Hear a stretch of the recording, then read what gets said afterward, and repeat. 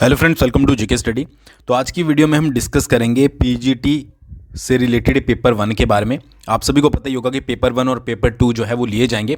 और पेपर 1 इसलिए इंपॉर्टेंट हो जाता है क्योंकि ये जो है वो क्वालिफाइंग नेचर का है, और उसके साथ अगर आप इसको क्वालिफाई नहीं कर पाए तो अगर आप सेकंड पेपर में टॉपर भी हो तो उसका कोई फ़र्क ज़्यादा जो है वो नहीं पड़ने वाला है। ठीक है, तो पेपर 1 का आपको सिलेबस भी थोड़ा बहुत पता होगा कि आपकी करंट अफेयर वगैरह हिंदी, इंग्लिश और एचपी जीके वगैरह जो है वो आपसे पूछे जाएंगे। थोड़ा थोड़ा इंडियन जीके को भी इंक्लूड किया जा सकता है। तो आज की वीडियो में हम करंट अफेयर डिस्कस करेंगे, एचपी जीके डिस्कस करेंगे, कुछ क्वेश्चंस हिंदी के देखेंगे और उसके साथ साथ कुछ क्वेश्चंस हम यहाँ पर इंग्लिश के देखेंगे। ठीक है, ताकि आप लोगों की जो है वो अच्छी तैयारी हो सके और एक तरीके से आप जो है वो खुद को सेल्फ टेस्ट कर पाएं कि कितनी ज़्यादा जो है वो आपकी अभी तक तैयारी हो चुकी है। आगे बढ़ने से पहले अगर आप एचपीपीएससी पेपर 1 की तैयारी कर रहे हो, ठीक है, और आपको पता ही है कि नेगेटिव मार्किंग भी वहाँ पर होती है, तो वीडियोस में पॉसिबल नहीं होता है कि नेगेटिव मार्किंग के साथ अपनी आप प्रैक्टिस करो। तो उसके लिए जीके स्टडी ऐप पर जो है वो मॉक टेस्ट चले हुए हैं एचपीपीएससी पेपर 1 के विद नेगेटिव मार्किंग, जहाँ पर आपको नेगेटिव मार्किंग के साथ प्रैक्टिस करवाई जाती है। तो आपको करना क्या है कि या तो GK study government exam preparation app को डाउनलोड कर लेना है, डिस्क्रिप्शन में लिंक है, या फिर आप वेबसाइट से जाकर अगर आप वेबसाइट वगैरह उस पर देखना चाहते हो तो आप वेबसाइट को भी जो है वो एक्सेस कर सकते हो। और इसके अलावा और भी कोर्सेज चले हुए हैं और अपकमिंग एग्जाम में भी कोर्सेज आने वाले हैं, तो ये आप जो है वो वहाँ से जाकर ज्वाइन कर सकते हो, या फिर ज़्यादा जानकारी के लिए इस नंबर पर हमें व्हाट्सअप कर सकते हो। ठीक है, तो आपको जो है वो जानकारी वहाँ से मिल जाएगी। चलिए बात करते हैं करंट अफेयर से, शुरुआत करते हैं पहले क्वेश्चन के बारे में। पहला क्वेश्चन है, किस आईआईटी ने अमेरिका में सोलर डेकाथलॉन बिल्ट चैलेंज में जो है वो दूसरा स्थान हासिल किया है? ठीक है, कहां पर हुआ था? अमेरिका में। कौन सा? Solar Decathlon build challenge. इसमें जो है वो आईआईटी को, कौन सी, जिस आईआईटी की हम बात कर रहे हैं उसको मिला है सेकंड प्लेस। ठीक है जी, तो वो कौन सी आईआईटी है? तो उसका आंसर आपको डायरेक्टली याद रखना है, आईआईटी बॉम्बे। ठीक है, आईआईटी बॉम्बे आंसर है। और आईआईटी से रिलेटेड क्वेश्चन जो है वो हमेशा एग्जाम में पूछे ही जाते हैं, एक ना एक करंट अफेयर जरूर बनता है। तो ये डायरेक्टली आपको इसके बारे में ज़्यादा डिटेल की ज़रूरत नहीं है, जिसके बारे में डिटेल की ज़रूरत होगी मैं आपके साथ शेयर करूंगा, बट आपको इसमें याद रखना है आईआईटी बॉम्बे। ठीक है जी, नेक्स्ट की बात करते हैं। नेक्स्ट क्वेश्चन है, when is world day for safety and health at work? ठीक है, world day safety and health at work जो है वो कब सेलिब्रेट किया जाता है, यानी कि कार्यस्थल पर सुरक्षा और स्वास्थ्य के लिए विश्व दिवस जो है वो कब मनाया जाता है? अप्रैल मंथ में मनाया जाता है। 4 आपके पास ऑप्शन दिए गए, कोशिश कीजिएगा कि आपका ऑप्शन भी जो है वो आप लगाने की जो है वो सही से कोशिश करें। तो इसका जो आंसर है वो है आपका 28 अप्रैल। ठीक है, 28 अप्रैल जो है, इसमें 28 अप्रैल को सेलिब्रेट किया जाता है आपका वर्ल्ड डे, किसके लिए? Safety and health at work. ठीक है जी, तो ये है। और इस बार की इसकी थीम क्या थी? थीम भी कई बार पूछ ली जाती है। जो भी आप 2023 के प्रिपेयर कर रहे हो इंपॉर्टेंट डेज, उनकी थीम जो है वो आप याद रखिएगा। तो इसकी थीम थी a safe and healthy working environment. ठीक है, working environment as a fundamental principle and right at work. दोबारा से मैं रिपीट करूंगा, a safe and healthy working environment as a fundamental principle and right at work. तो ये इस बार की जो है वो थीम थी, किसकी? Safety and health at work की, जो वर्ल्ड डे मनाया जाता है। ठीक है, आई होप आपको समझ आ गया होगा। नेक्स्ट है आपका क्वेश्चन, जनकपुर धाम संस्कृत महोत्सव का उद्घाटन जो है वो किसने किया? ठीक है, वो इनोग्रेट the Janakpur Dham cultural festival. 4 यहां पर आपके पास ऑप्शन दिए गए हैं। देखिए, सबसे पहले तो जनकपुर धाम संस्कृत महोत्सव जो हुआ था वो हुआ था आपका कहां पर? मध्य प्रदेश में। ठीक है, तो इससे आपको आंसर भी पता लग गया होगा, मध्य प्रदेश में हुआ था। और ये जन की जो नवमी होती है उस पर हुआ था। तो इसका जो सही आंसर है वो है आपका first, Hari Mishra, governor of Madhya Pradesh. ठीक है, तो इनके द्वारा जो है ये इनोग्रेट किया गया था जनकपुर धाम कल्चरल फेस्टिवल। ठीक है, तो ये याद रखिएगा। नेक्स्ट है, इन्फोसिस की जगह कौन सी कंपनी भारत की 6ठी सबसे बड़ी कंपनी बन गई है? ठीक है, इसने इन्फोसिस को जो है वो रिप्लेस किया है। इसका डायरेक्टली, वैसे इस तरीके के क्वेश्चन बहुत कम पूछे जाते हैं, बट आप डायरेक्टली याद रख सकते हैं आईटीसी लिमिटेड। ठीक है, कई बार क्या होता है कि सेपरेट क्वेश्चन बन जाता है, तो आईटीसी लिमिटेड, इससे ज़्यादा डिटेल आपको जानने की जो है वो ज़रूरत नहीं है। नेक्स्ट क्वेश्चन है, किस कंपनी ने लूनर साइल सिमुलेंट से सफलतापूर्वक जो है वो ऑक्सीजन निकाला है? कौन सी कंपनी है? ठीक है, या फिर कौन सी ऑर्गेनाइजेशन है? तो इसका जो सही आंसर है वो है आपका नासा। ठीक है जी, नासा ने ये काम किया है। नासा की फुल फॉर्म मुझे नहीं लगता आपको बताने की ज़रूरत है, बट फिर भी national aeronautics and space administration, ठीक है, national aeronautics and space administration. अच्छा, इसकी फाउंडेड यानी कि कब जो है वो इसको शुरुआत की गई थी, तो 1958 में जो है वो इसकी फाउंडेशन रखी गई थी और इसका हेडक्वार्टर जो है वो वॉशिंगटन डीसी में है, यूएसए में, ठीक है। तो ये 2 पॉइंट भी आप जो है वो याद रखिएगा। और बाकी ये जो आपके लूनर साइल सिमुलेंट से जो है वो ऑक्सीजन निकाला है, वो निकाला है आपका नासा ने, एक्सट्रैक्ट किया है ऑक्सीजन। नेक्स्ट बहुत इंपॉर्टेंट क्वेश्चन है, भारत का पहला केबल स्टे रेल पुल अंजीखड़ जिसका नाम है, ये कहां पर स्थापित किया गया है, ठीक है। सबसे पहले तो आपको नाम ही पूछा जा सकता है कि भाई जो आपका भारत का पहला केबल स्टे रेल पुल है जिसका नाम अंजीखड़ ब्रिज है, ठीक है, वो कहां पर स्थापित है, पहला क्वेश्चन ये बन जाएगा। सेकंड क्वेश्चन क्या बन सकता है कि इसका आपको नाम पूछा जा सकता है कि पहले जो आपका ये केबल स्टे रेल पुल है इसका नाम क्या है, तो अंजीखड़ ब्रिज याद रखिएगा। और अंजीखड़ ब्रिज जो है वो आपका जम्मू एंड कश्मीर में स्थापित किया गया है, यानी कि आपका बनाया गया है, ठीक है जी। अच्छा, इसकी हाइट अगर रिवर से माप के लगाई जाए तो 331 मीटर के आसपास जो है वो इसकी हाइट है। बाकी इतना ज़्यादा डिटेल में नहीं, बस अंजीखड़ कहाँ से रिलेशन है इसका, जम्मू एंड कश्मीर से। इस तरीके से जब भी आप रिवीजन करें तो इस तरीके से करें कि अंजीखड़ लिखा, उसके बाद अंजीखड़ ब्रिज लिखा और उसके बाद सीधा उसके आगे एरो डाल के लिख दिया जम्मू एंड कश्मीर, ठीक है। और क्या बना है वहाँ पर, first cable stayed rail bridge बना है, ठीक है जी। नेक्स्ट क्वेश्चन है आपका, कौन सी राज्य सरकार फूड कनक्लेव 2023 का आयोजन कर रही है, यानी कि हो चुका है क्योंकि ये 2023 के इंपॉर्टेंट करंट अफेयर है। तो फूड कनक्लेव 2023 का आयोजन कहां पर किया गया था, ये इस तरीके से क्वेश्चन हो सकता है। तो इसका जो सही आंसर है वो है आपका तेलंगाना, ठीक है, तेलंगाना, ठीक है। हैदराबाद भी आ सकता है ऑप्शन में, तो ये आप याद रखिएगा। और अप्रैल में जो है वो ये आयोजन यहां पर किया गया था, ठीक है, फूड कनक्लेव 2023 का आयोजन। नेक्स्ट है आपका अंतर्राष्ट्रीय जैज दिवस 2023 किस तारीख को मनाया गया है, ठीक है, इंटरनेशनल जैज डे 2023, ठीक है। ये कौन सी तारीख को मनाया गया, तो ये आपका सेलिब्रेट किया गया 30 अप्रैल को, बस डायरेक्टली आपको याद रखना है 30 अप्रैल को।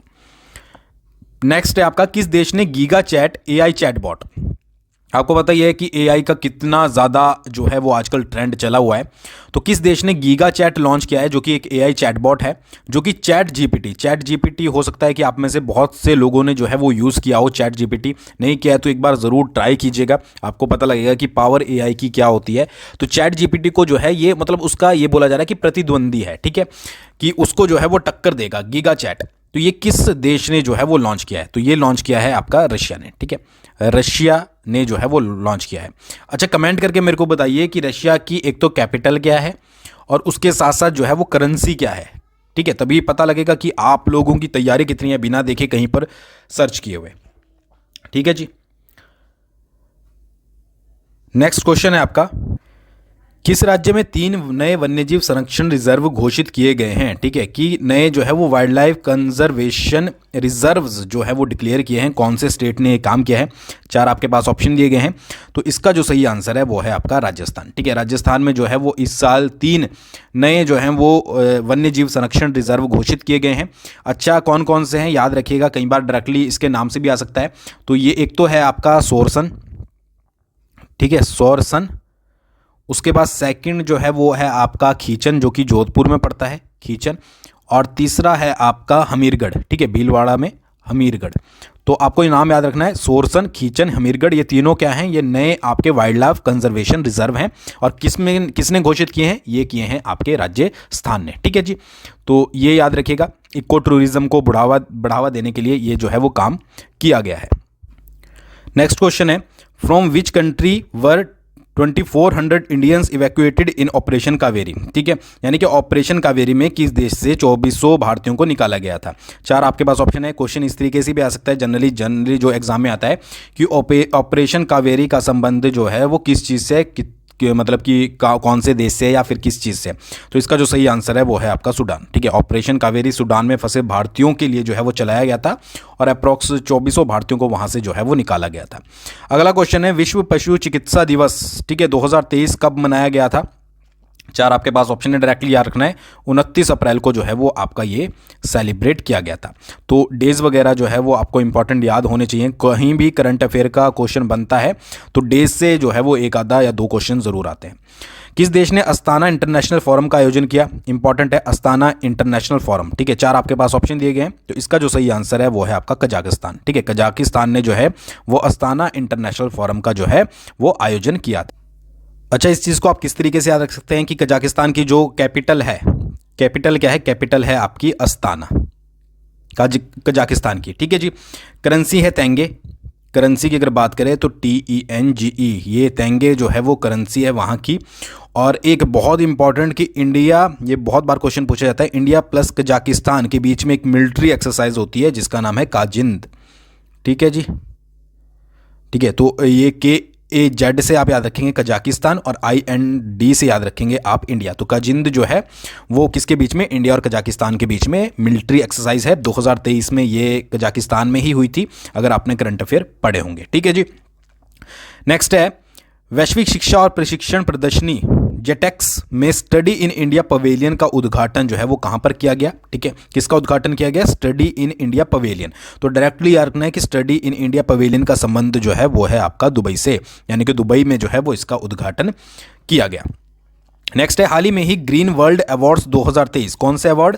ग्रीन वर्ल्ड अवार्ड 2023 के तहत कार्बन कटौती श्रेणी में किस मेट्रो प्रणाली को ग्लोबल सिल्वर अवार्ड से सम्मानित किया गया है?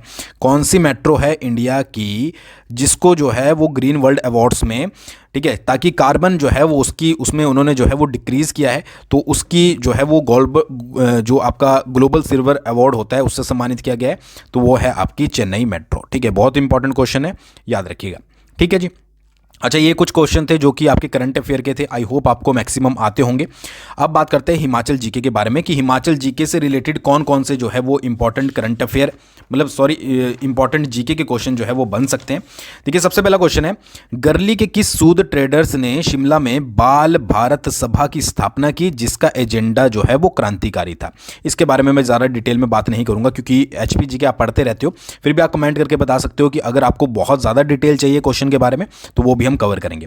ठीक है, तो यहां पर पूछा गया है गर्ली, और ये आपका पहले एक क्वेश्चन PGT वगैरह में ये पूछा गया है। ठीक है, तो गर्ली के किस सूट ट्रेडर्स ने शिमला में बाल भारत सभा की स्थापना की जिसका एजेंडा क्रांतिकारी था?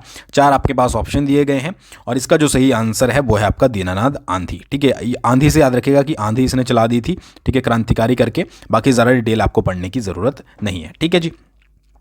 नेक्स्ट है Himalayan hill state regional council. Himalayan hill state regional council के पहले अध्यक्ष कौन थे? डायरेक्ट क्वेश्चन आता है, बहुत बार एग्जाम में एलाइड वगैरह में पूछा गया है। ठीक है, तो इसका जो सही आंसर है वो है आपका स्वामी पूर्णानंद। ठीक है, कौन थे? Himalayan hill state regional council के पहले अध्यक्ष वो थे स्वामी पूर्णानंद। नेक्स्ट है आपका किसान सभा के तत्वाधान में शुरू हुए आंदोलन जिसमें वैद्य सूरज सिंह और श्री लक्ष्मी सिंह ने मुख्य भूमिका निभाई थी, वो जो आंदोलन था उसका नाम क्या था? तो वो आंदोलन था आपका पझौता आंदोलन। अच्छा, कमेंट करके बताइएगा पझौता आंदोलन कौन से ईयर में हुआ था, क्योंकि ये मैं बहुत बार ऑलरेडी पढ़ा भी चुका हूं और ये आप सभी को पता भी होना जरूरी है।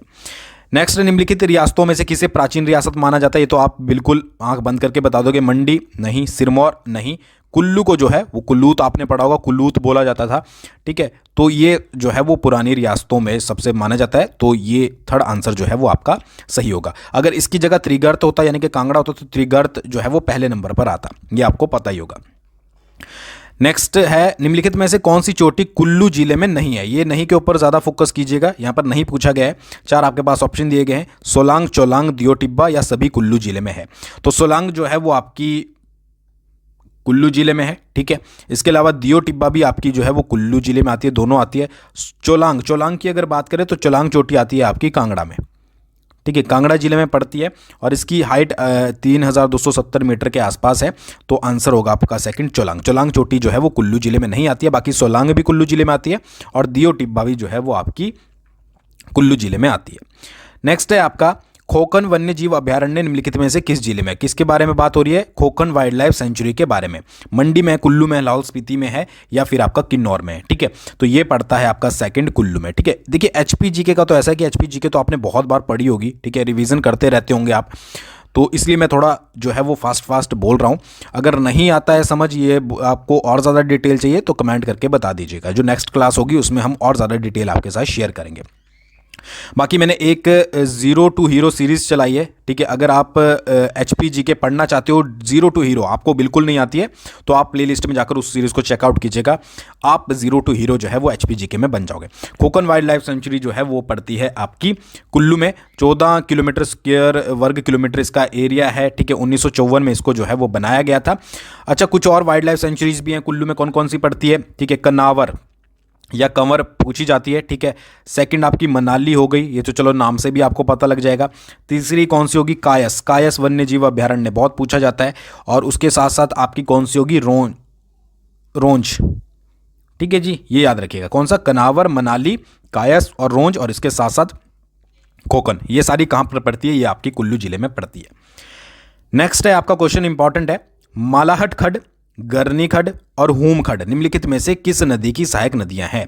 अब हो सकता है कि मैक्सिमम में से आपको नहीं पता हो कि मालाहट, गरनी और हूम किसकी सहायक नदियां हैं, तो इसका जो सही आंसर है वो है आपकी स्वान रिवर, ठीक है। स्वान रिवर के बारे में 2-4 क्वेश्चन बहुत इंपॉर्टेंट बनते हैं। मान लीजिए ये ऊना जिला है, ठीक है, ये ऊना है, तो स्वान नदी जो है वो इसको 2 भागों में बांटती है। तो कई बार क्वेश्चन आ जाता है कि 2 भागों में कौन सी नदी ऊना जिले को बांटती है, वो बांटती है आपकी स्वान नदी। अच्छा, ये तो पता ही लग गया आपको, मालाहट और गरनी और हूम खड इसकी सहायक नदियाँ हैं। दूसरी चीज़ क्या है कि इसको जो है वो स्थानीय भाषा में दुक्का दरिया भी बोला जाता है। दुक्का दरिया, दुक्का दरिया क्यों, क्योंकि ये लार्ज पैमाने पर जो आपके यहाँ पर जो खेत वगैरह होते हैं या जो अच्छी मिट्टी होती है उसको बहाकर ले जाती है, तो इसको दुक्का दरिया जो है वो स्थानीय भाषा में बोला जाता है, ठीक है। तो ये याद रखिएगा स्वान रिवर के बारे में। नेक्स्ट है आपका ओबड़ी खड, जो रावी की सहायक नदी है, किस स्थान पर रावी में मिलती है। सबसे पहले तो आपको ये चीज़ क्लियर होगी कि ओबड़ी खड किसकी सहायक नदी है, तो वो है आपकी रावी की। अब ये किस स्थान पे जो है वो रावी में मिलती है, तो एक डायरेक्टली आपको याद रखना है, ये सुल्तानपुर के पास जो है वो रावी में मिलती है, ठीक है जी।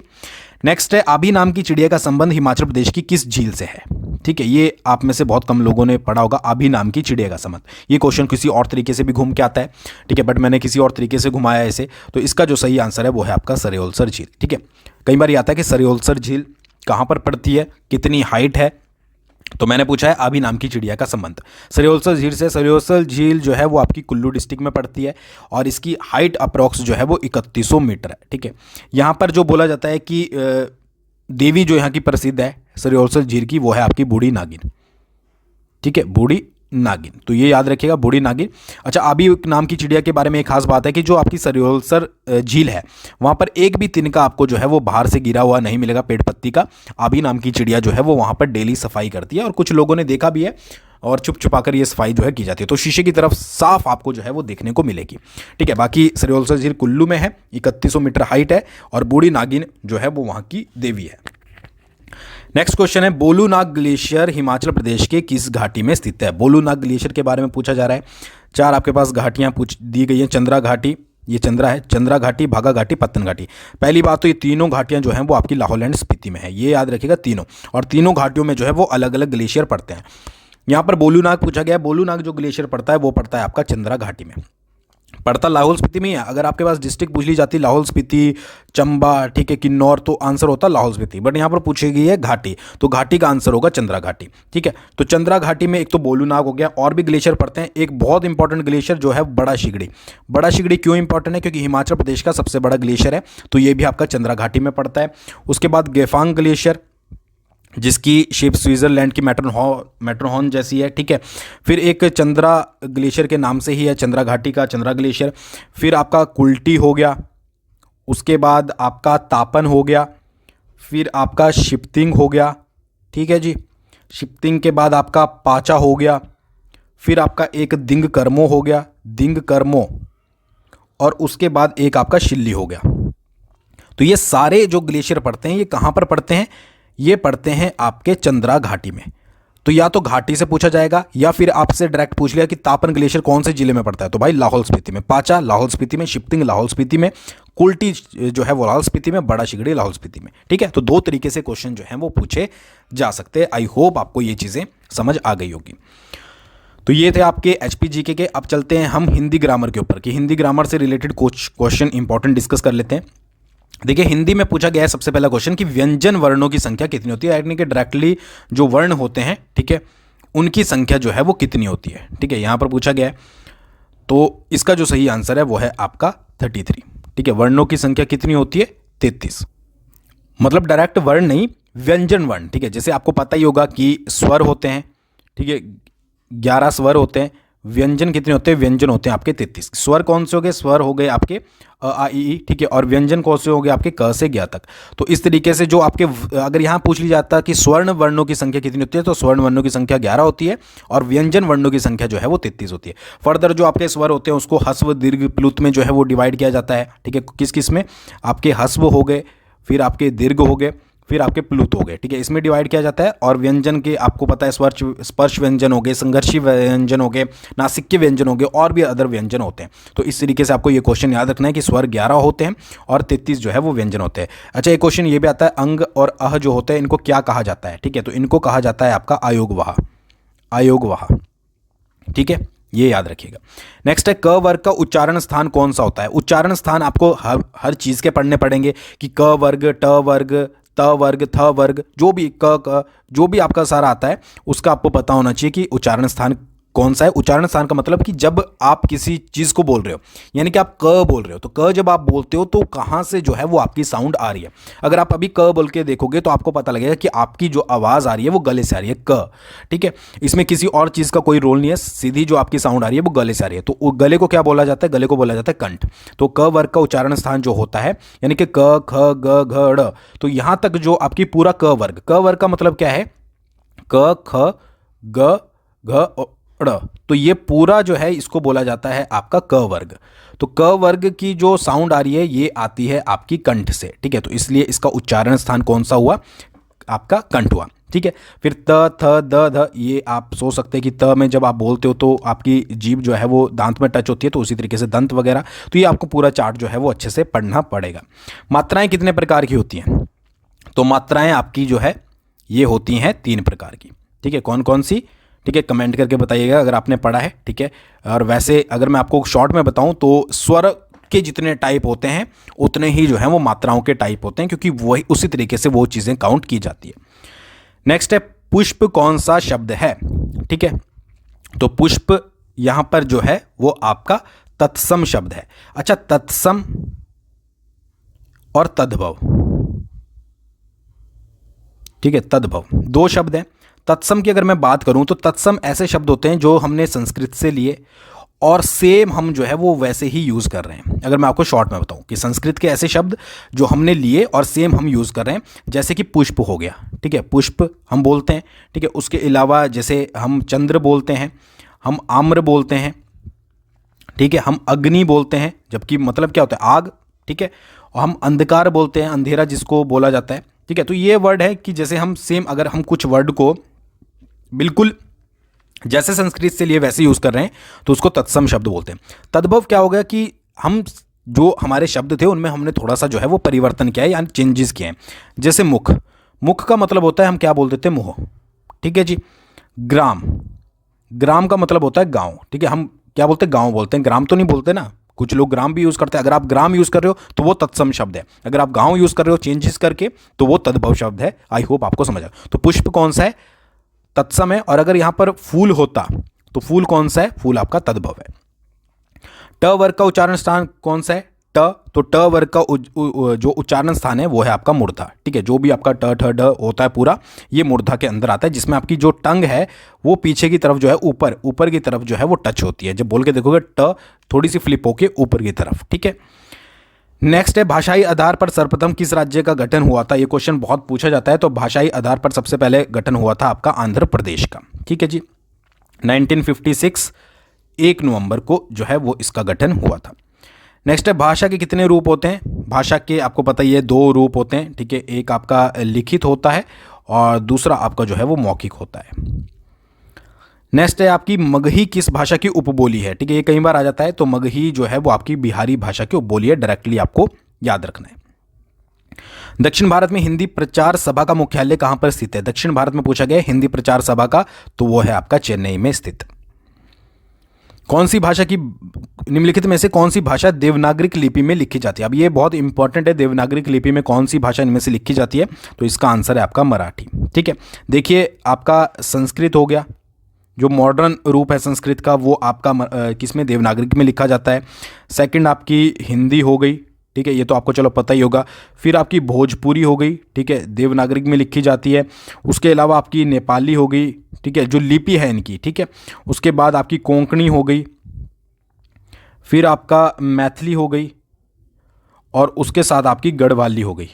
तो इन सभी की लिपि कौन सी है? इन सभी की लिपि जो है वो देवनागरिक लिपि है। देवनागरिक लिपि में इनको जो है वो लिखा जाता है। तो आई होप आपको समझ आ गया। तो ये थे आपके कुछ क्वेश्चन, 10 के अराउंड क्वेश्चन, ठीक है, क्योंकि थोड़ा थोड़ा करके ही कवर होगा।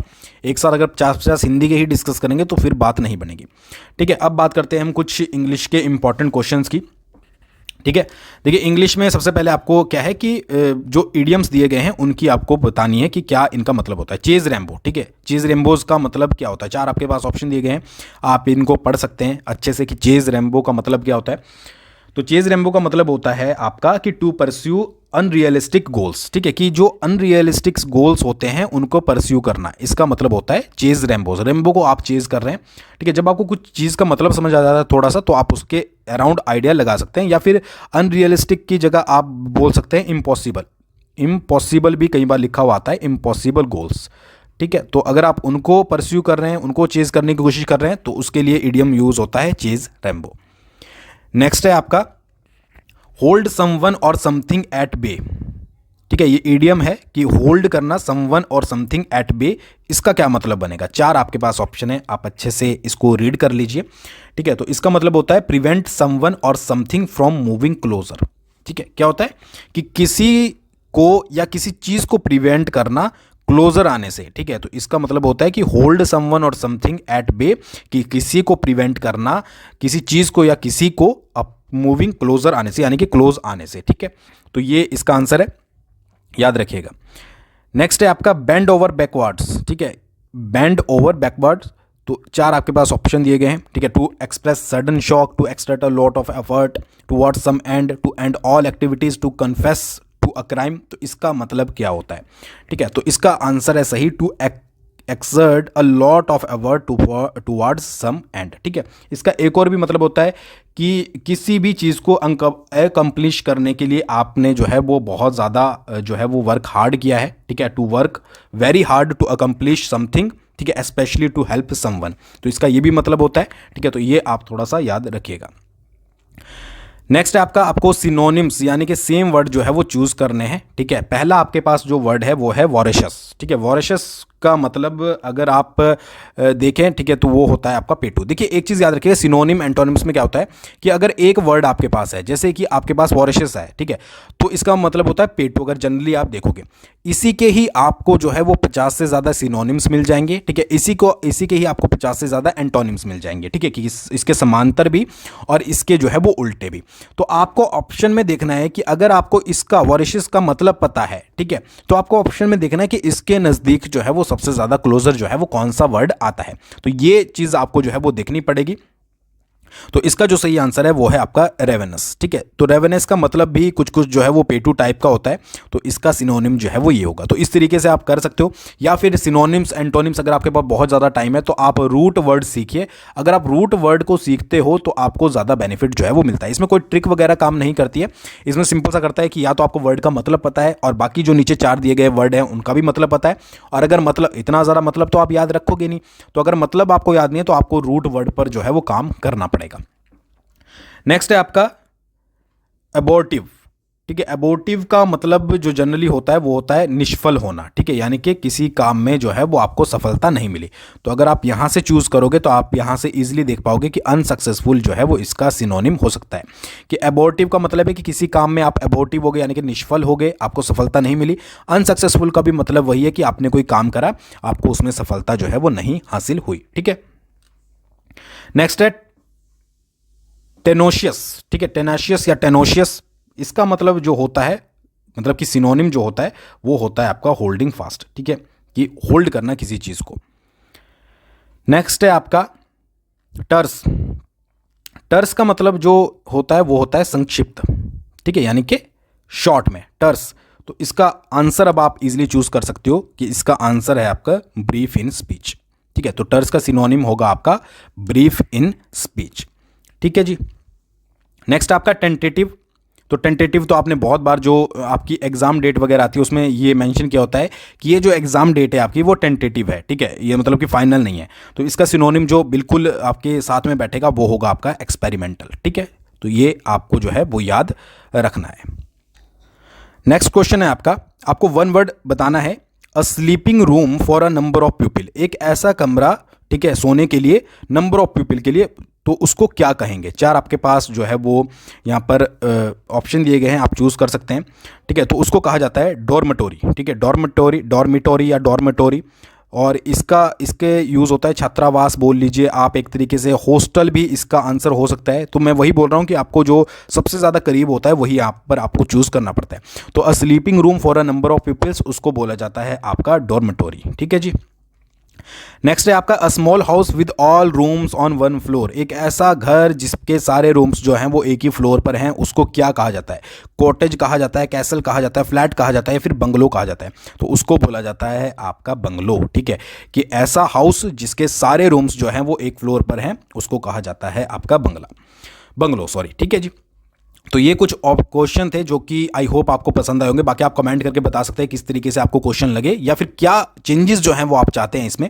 और उसके साथ साथ HPPSC पेपर 1 की तैयारी आपको नेगेटिव मार्किंग के साथ बहुत ज़रूरी है करनी, क्योंकि क्वालिफाई है तभी आप क्लियर कर पाओगे। नेगेटिव मार्किंग के साथ ऐसा मत सोच के तुक्के वहाँ पर चल जाएंगे।